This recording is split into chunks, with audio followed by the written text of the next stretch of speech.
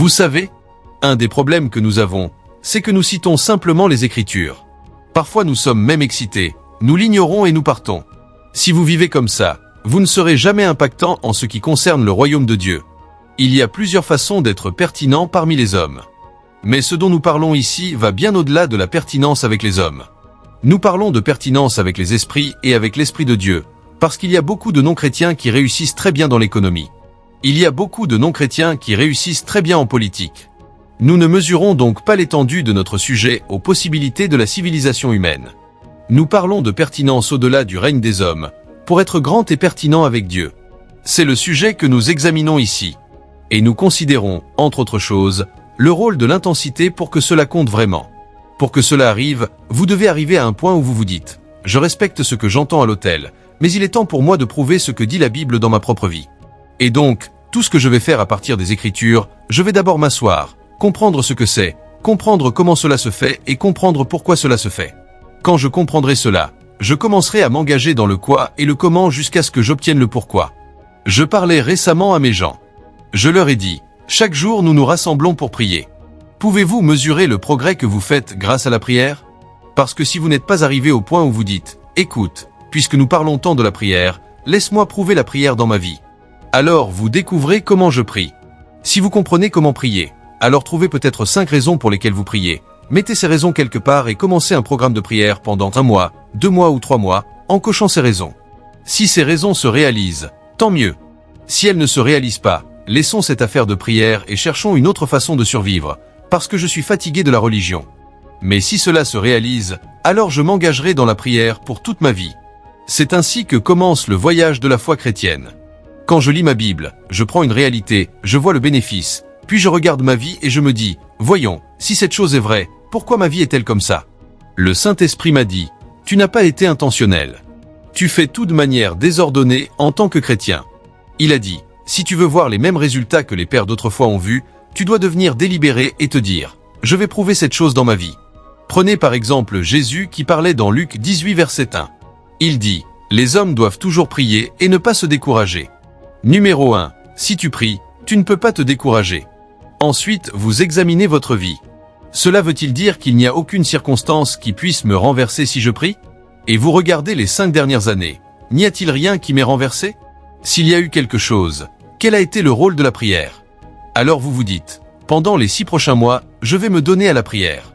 Voyons s'il y a un vent, une nouvelle ou quoi que ce soit qui, si on le laisse entrer dans mon espace, peut me renverser. Et si après 6 mois vous découvrez que vous tenez debout, alors vous pouvez vous dire que la prière fonctionne vraiment. Il a dit, si tu te décourages au jour de l'adversité, ce n'est pas parce que ton Dieu n'est pas vivant, c'est parce que ta force est petite. Cela signifie que la raison pour laquelle les difficultés nous renversent, c'est parce que nous sommes faibles à l'intérieur. Donc la prière construit la force. Il a dit, ceux qui s'attendent à l'Éternel prennent de nouvelles forces, ils montent avec des ailes comme les aigles, ils courent sans se lasser, ils marchent sans se fatiguer. Cela veut-il dire que dans tout ce que j'entreprends dans la vie, il n'y aura aucun moment où je me fatiguerai? Est-il possible que je sois productif sans m'épuiser? Quel est le secret? Il a dit, s'attendre à l'Éternel. Alors laissez-moi commencer mon entreprise. Laissez-moi voir si cette chose est vraie, que la force continuera à venir. Laissez-moi affronter ma carrière avec toutes les médisances, tous les complots, toute la malice. Laissez-moi voir si je vais prévaloir simplement en attendant. Et donc j'attends maintenant avec un but. Y a-t-il de la force dans l'attente? Y a-t-il de l'énergie dans la prière? Je dois trouver cette énergie. Mais vous voyez, parce que nous ne sommes pas délibérés, même quand nous prions, il n'y a pas de focalisation. Je ne prie pas juste parce que l'Église dit prions. Je prie parce que je construis de la force.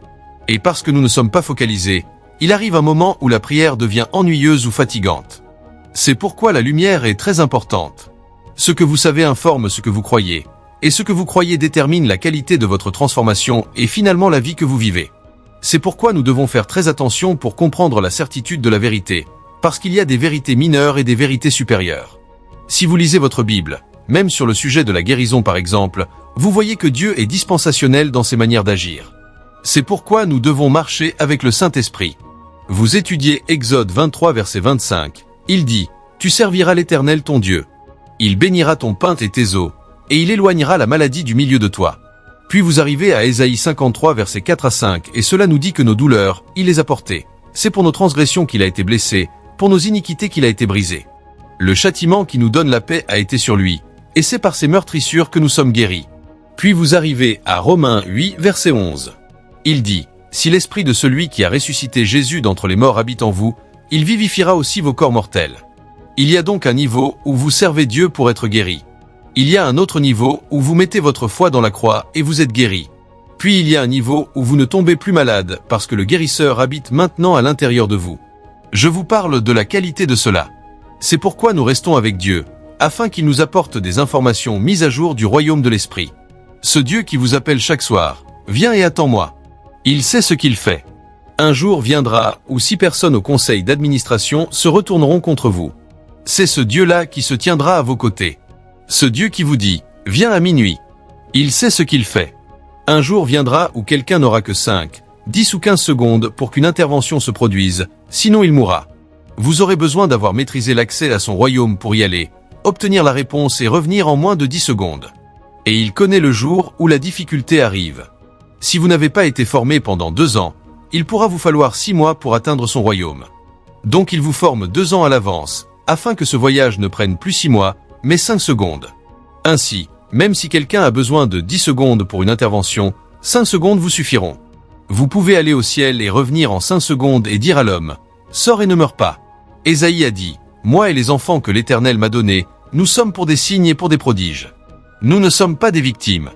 Nous sommes pour des signes et pour des prodiges. » Il a dit, « Ces signes accompagneront ceux qui ont cru. » Comment se fait-il que nous ne voyons pas nos propres signes? Où est mon signe? Pourquoi les démons continuent-ils à se promener autour de moi? Pourquoi la maladie continue-t-elle à traîner? Pourquoi l'échec est-il encore là? Où sont mes signes? C'est pourquoi une génération doit devenir en colère.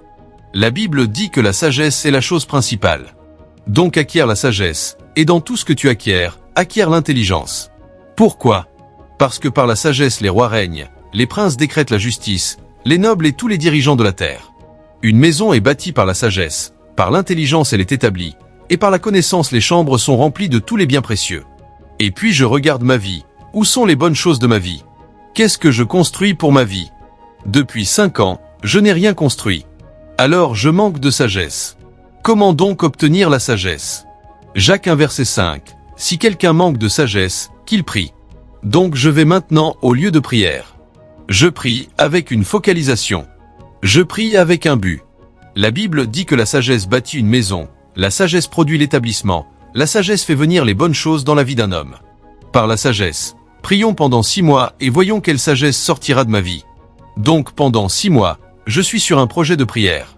Le but de ce projet est qu'une inspiration doit venir à moi qui produira quelque chose dans ma carrière où je suis confus, dans ma famille où je suis confus, dans mon entreprise où je suis confus.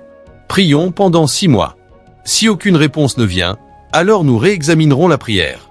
Ceux qui sont en feu pensent ainsi. Ils sont délibérés. Ils sont intentionnels. Ils ne sont pas juste excités. Ils ne fonctionnent pas par impulsion momentanée. Quand vous rencontrez un homme qui brûle pour Dieu, chaque jour de sa vie il y a un agenda.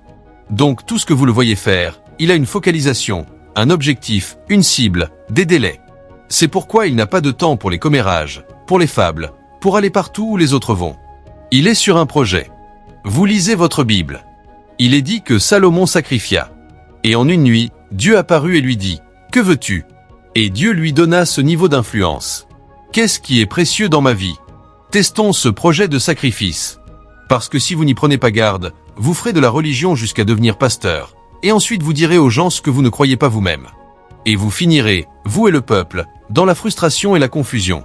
Parce que peu importe à quel point nous sommes perspicaces, parfois quand nous regardons certaines apparences physiques, nous pensons que vous êtes prêts. Et parce que vous êtes audacieux, confiants et stratégiques, on vous dit, viens diriger cette unité. Mais vous ne croyez pas vraiment, parce que vous ne l'avez pas prouvé. Si ce sacrifice fonctionne encore pendant 6 mois, laissez-moi sacrifier et voir si cette chose est pour une génération ou si c'est la fidélité de Dieu à travers toutes les générations. Vous n'êtes pas faible. Vous n'êtes pas une victime. Le problème, c'est que vous allez comparer et vouloir rivaliser avec les hommes forts alors que vous n'avez jamais mis les pieds à la salle de sport. Les muscles se construisent. Ils se construisent avec le temps, sous pression. Dites-vous, ce n'est pas suffisant de rester assis sur le banc. Seigneur, qu'est-ce que tu m'entraînes à faire dans cette saison? Est-ce la veille de nuit? Est-ce la longue intercession? Est-ce la générosité envers les pauvres? Est-ce la persévérance dans le gain des âmes? Qu'est-ce que tu testes? Qu'est-ce que tu prouves en moi? À quelle classe m'as-tu amené? Parce qu'ultimement, cela culminera dans une vie victorieuse. C'est pourquoi vous avez besoin du feu, afin que quand un signal arrive, vous le saisissiez avec agressivité. Parce que jusqu'au temps de Jean, le royaume de Dieu souffre violence, et les violents le ravissent par force. Prouvez votre foi. Prouvez-la. Prouvez votre foi. Je lis la Bible et je me demande ce qui est arrivé à ces gars-là. Ils combattaient les Amoréens. Il se faisait tard. Rangez vos armes. Rentrez chez vous maintenant. Revenez demain. Mais Josué savait qu'il y avait un avantage, il avait bâti de la ténacité avec le temps. Et Josué dit, verset 12, que le soleil s'arrête sur la vallée d'Ajalon, que la lune s'arrête sur les montagnes de Gibéon. Et le soleil ne se hâta pas de se coucher. Qui vous a dit que les hommes ne peuvent pas parler aux constellations? Les gens parlaient au soleil. Jusqu'à aujourd'hui, nous ne pouvons pas parler à un mal de tête. Je m'émerveille. Comment Moïse a-t-il même imaginé qu'un seul homme puisse confronter une nation? Comment oses-tu aller chez Pharaon? Laisse aller mon peuple, afin qu'il me serve. Quelque chose est arrivé à leur mentalité. Tu n'approches pas une nation en tant qu'individu. Qui es-tu? Le gars savait qu'il n'était pas seul. Et quand le roi discutait avec lui, il lui disait, à cette heure-ci demain, tu es sérieux? C'est à Pharaon que tu parles? On l'appelait fils de Dieu. Comment oses-tu t'approcher de lui? Il avait eu ses rencontres avec Dieu. Il savait que le pouvoir se trouvait dans l'intimité. C'est le même endroit d'où tu avais fui. Qu'est-ce qui t'a donné l'audace de revenir? J'ai rencontré celui qui habite dans le feu. J'ai vu le feu parler. Donc il n'y a plus d'homme dont la rougeur des yeux puisse m'affecter. J'ai vu une flamme parler. J'ai vu les flammes parler. Laisse aller mon peuple. Et la dernière fois, Moïse dit à Pharaon, tu ne me reverras plus. Je me suis demandé, pourquoi Pharaon n'a-t-il pas imaginé le tuer? Parce que le niveau d'énergie d'où parlait ce gars était trop volatile pour que tu imagines pouvoir l'attraper. Trop volatile. Et quand Pharaon s'est lancé à leur poursuite, Moïse a fait sortir son peuple. Il n'était pas désemparé parce qu'il savait d'où venait la première victoire. Il s'est tourné vers son Dieu et Dieu a dit, avance. Étends cette même verge que tu as déjà utilisée. Imaginez-vous debout devant une mer avec environ 4 millions de personnes qui vous suivent et que vous devez délivrer. Je ne sais pas s'il existe une situation plus confuse. Qu'est-ce que Moïse savait sur le fait de parler à Dieu qui lui a fait comprendre que parler à Dieu changerait la situation? Dieu peut utiliser votre formation, mais vous verrez qu'il y a certains téléchargements qui vont au-delà de ce que l'université vous a donné. Vous n'êtes donc pas obligé de quitter votre discipline, mais parce que vous vous êtes découvert. Je connais un ami qui est médecin. Avant d'aller à sa clinique, il charge en langue. Quand il est plein, il prend sa guitare à l'hôpital. Quand on lui amène des cas qu'il connaît tous les diagnostics, mais avec la foi, parce que même la médecine reconnaît qu'il y a des problèmes sans remède, il s'écarte et joue de la guitare. Il n'a pas quitté la carrière médicale. Mais quand il joue de la guitare et que ses mains deviennent fluides, il vient imposer les mains sur les gens. Et la puissance de Dieu s'occupe des problèmes que la science médicale n'a pas encore évolué pour traiter. Je connais des gens dans la construction. Toute l'intelligence architecturale est là. Mais quand ils ont des contrats, ils s'enferment pendant 3 jours et reçoivent des inspirations graphiques téléchargées. Ensuite, ils utilisent leur formation pour les sculpter. Vous devez vous connaître vous-même, et votre vie doit être un phénomène. Dans Ésaïe 60 verset 15, il dit « Tu étais une terre désolée, aucun homme ne passait par toi. Mais je t'ai établi pour être une excellence éternelle, la joie de beaucoup de générations. » Il y a des dimensions de votre ordination telles que, même quand vous serez parti depuis longtemps, vous serez encore une bénédiction. Donc notre durée de vie ne peut pas être quantifiée par le temps si nous trouvons notre ordination. Les hommes ont été conçus pour être des êtres éternels, mais vous ne pouvez l'être qu'à travers la postérité que vous tirez de votre ordination. C'est pourquoi vous devez vous connaître. Tu as été appelé à ceci, mais voici ce pourquoi je t'ai appelé. Et cela ne peut arriver que lorsque vous bâtissez l'intimité. Luc, parlant en Luc 1 verset 1 à 3, dit « Puisque plusieurs ont entrepris de dresser un récit des choses qui ont été accomplies parmi nous, selon ce que nous ont transmis ceux qui ont été témoins oculaires et ministres de la parole, il m'a semblé bon à moi aussi, après m'être informé exactement de tout depuis le commencement, de te l'écrire par ordre, excellent Théophile. Si notre vie chrétienne doit être améliorée, alors la qualité de nos révélations doit changer. C'est pourquoi nous pressons et nous disputons pour la vérité, parce que la qualité de vérité que nous avons déterminera nos victoires dans la vie. La Bible dit « La lumière luit dans les ténèbres, et les ténèbres ne l'ont pas comprise. » Donc quand vous traversez une crise, le problème n'est pas la montagne.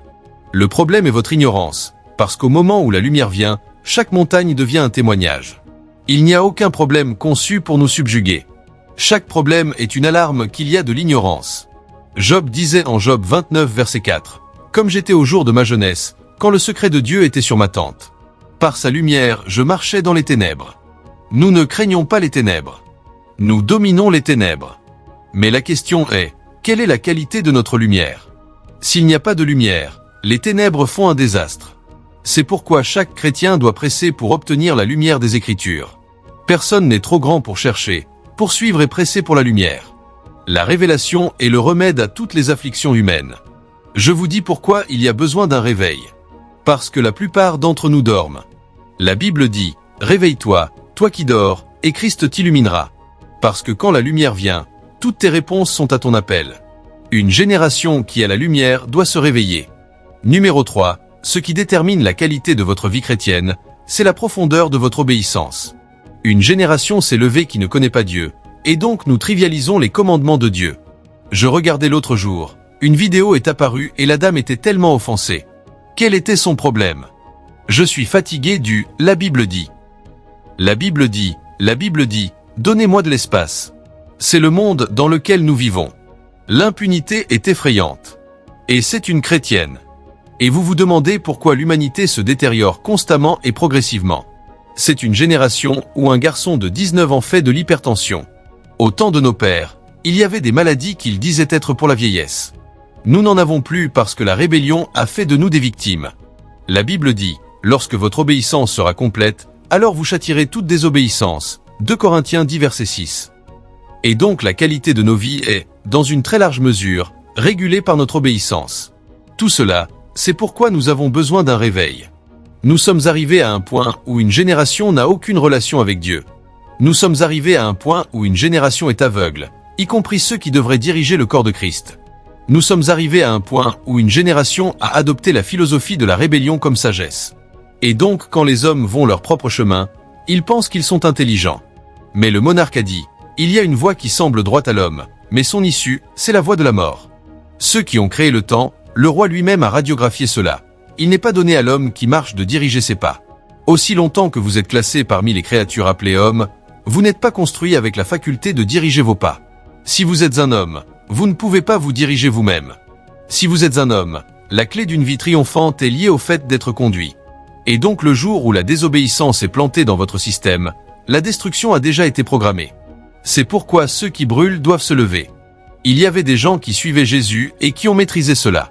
Leur ombre guérissait les malades. Pourquoi mes propres proches meurent-ils encore? Est-ce que je n'ai pas d'ombre? Est-ce que je n'ai pas de main? Pourquoi quand j'impose mes propres mains, il ne se passe rien? Qu'est-ce que je dois savoir que je n'ai pas encore su? Il y avait des gens qui parlaient et l'économie des nations changeait en 24 heures. Comment se fait-il que mon peuple meurt de faim et que je n'ai rien à faire? Où sont nos signes? Une génération doit devenir en colère. Nous devons refuser d'être à l'aise dans la religion. Nous sommes venus ici pour être des témoins de Dieu. C'est pourquoi vous devez commencer à prouver le peu que vous savez avant que le grand jour n'arrive. Vous devez commencer à le prouver. Quand mon frère est mort, j'ai presque été incapable de me pardonner parce que des mois avant cela, Dieu n'arrêtait pas de m'appeler à attendre. Je ne savais pas qu'une saison arrivait. Un témoignage est devenu une tragédie. Son nom est appelé Alpha et Oméga. Vous êtes dans aujourd'hui. Il est encore dans hier et il est déjà dans demain. Donc s'il vous donne une instruction aujourd'hui, c'est pour vous sauver du danger de demain. Tout ce que Dieu met dans votre cœur maintenant, assurez-vous de le garder jusqu'à ce que vous le perfectionniez. Amen. Cette maîtrise deviendra votre porte d'intervention pour demain. Amen. Et je peux vous dire qu'il n'y a jamais eu une génération où les chrétiens sont aussi tièdes que nous le sommes, parce que nous avons le plus haut niveau de distraction. Il a dit, « Parce que tu n'es ni froid ni bouillant, je te vomirai de ma bouche. » Donc il y a des gens que Dieu lui-même rejette. Ceux qui n'ont aucune description en matière d'intensité. Si tu es froid, sois froid. Mais si tu es chaud, assure-toi d'être brûlant. Des sujets comme l'appel, ils ne connaissent pas la volonté de Dieu. Ils n'ont pas de compréhension réelle du sujet du salut. Et donc quand Satan vient, tout ce qu'il a besoin de faire, c'est poser une question. Parce que c'était la perte d'Adam et Ève. Dieu a-t-il vraiment dit? Parce que dans toute zone où vous avez de l'ignorance, vous êtes une victime. Donc vous devez lutter pour l'intimité. Vous devez lutter pour la lumière. Vous devez lutter pour l'obéissance. Vous devez lutter pour la disponibilité. Et vous devez lutter pour le feu. La question est, comment puis-je faire en sorte que ces choses deviennent les réalités de ma vie? Il y a 3 choses dont je vais m'occuper maintenant pour conclure. Numéro 1. Commencer à prouver la parole de Dieu à soi-même. Il a dit, « Demande-moi. » Jérémie 33, verset 3. « Je te répondrai. » C'est la portée de ce que tu sais. Donc nous commençons par ce que tu sais et là où tu es. Il a dit, « Mais cette économie d'interaction avec moi va au-delà du programme de ton esprit.